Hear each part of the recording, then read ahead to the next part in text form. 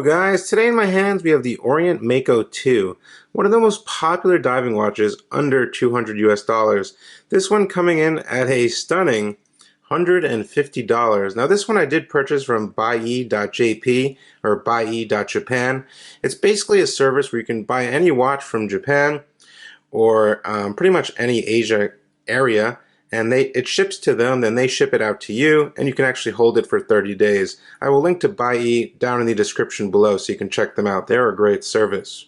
Now the Mako 2 is the second Mako. The first Mako I did own a while ago, and the first Mako actually did have the crown pusher over here, as well as the crown over here, so it's kind of an odd watch. Some people really liked it, some people didn't like it. I actually didn't have a problem with that one, and found it quite interesting as it didn't really look like any other watch out there on the current market at the time. But this watch is the second edition, or the most modern edition, and there actually is a newer edition. Some people are dubbing it all different names, but we'll let that rest for a little while. Now, comprised of all 316L solid stainless steel, the Mako 2 comes in at 41.5 millimeters in terms of diameter, and we are looking at a case thickness of 13 millimeters, so pretty decent proportions for a dive watch here. Now the case also has a lug-to-lug distance of 47 millimeters. That's tip to tip, 47 millimeters, which is pretty decent and very moderate for today. It's a very nice and comfortable fit, even where it's smaller than a modern ceramic Submariner, which is really nice on the wrist. Now the actual watch is 200 meters water resistant, has a screw-down crown, 120 click unidirectional rotating bezel. And the bezel action on this one is definitely better than the Ray 2, which I did own as well. I have owned a few Orient watches. This one has much better grip, I found, than the actual Ray 2. And everything does line up perfectly to that 12 o'clock position for all you OCD freaks out there.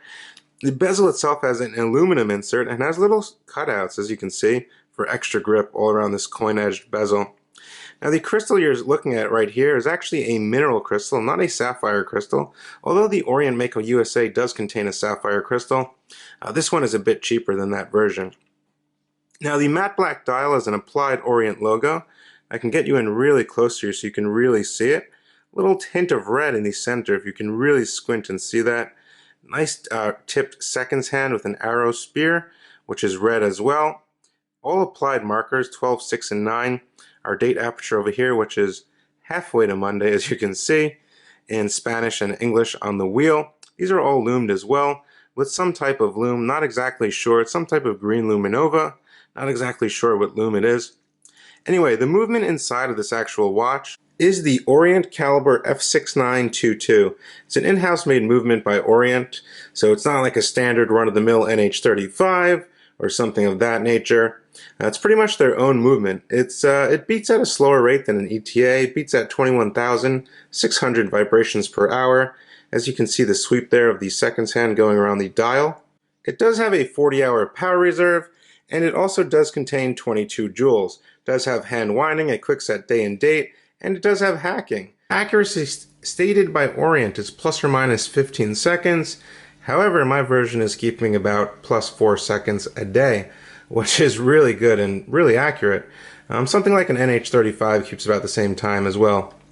So the movement, good movement, no problem there. Lug width, we're looking at 22 millimeters.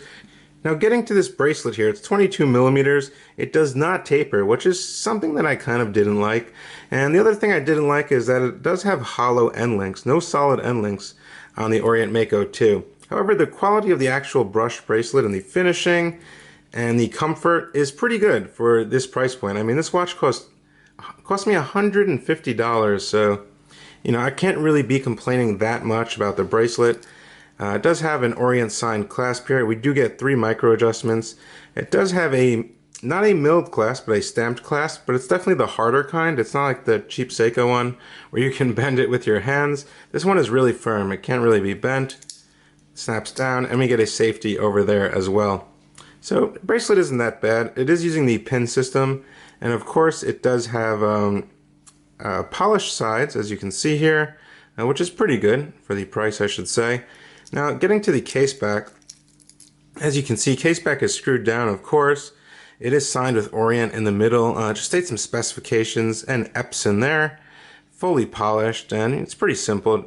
Nothing really to complain about there. Now I want to get you guys a nice lume shot and show you the functions of the actual piece, and I'll be right back. Now here is the lume. As you can see on these sword styled hands, we do have some nice green lume, as well as the pip over here at 12, all the applied markers and the applied numerals. It does glow green in color, and it's actually pretty good. It does last pretty long.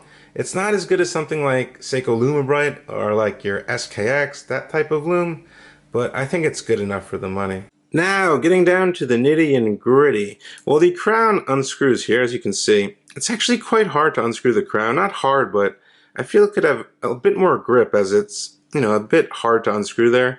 Not something really not like a breaking point, like you should buy or not buy the watch, but the self-winding is also not as smooth as an ETA, but I think it's not that bad.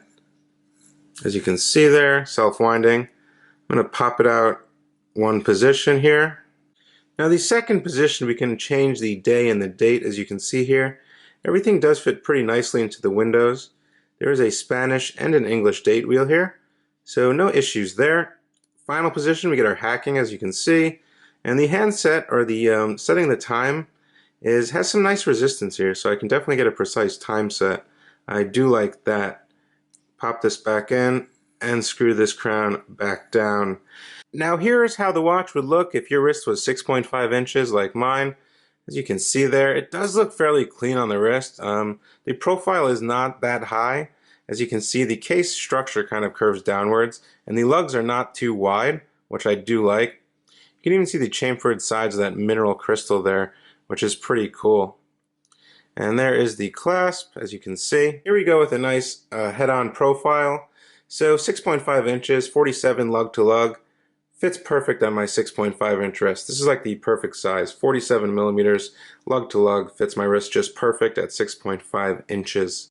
So the Orient Mako 2, what do I think? I mean, for $150, guys, you can't really beat this watch. I mean, yeah, the Seiko SKX is about $200, $215, but this movement definitely beats the Seiko SKX movement that's inside of that watch, which is a fairly simple movement, the movement before the NH35.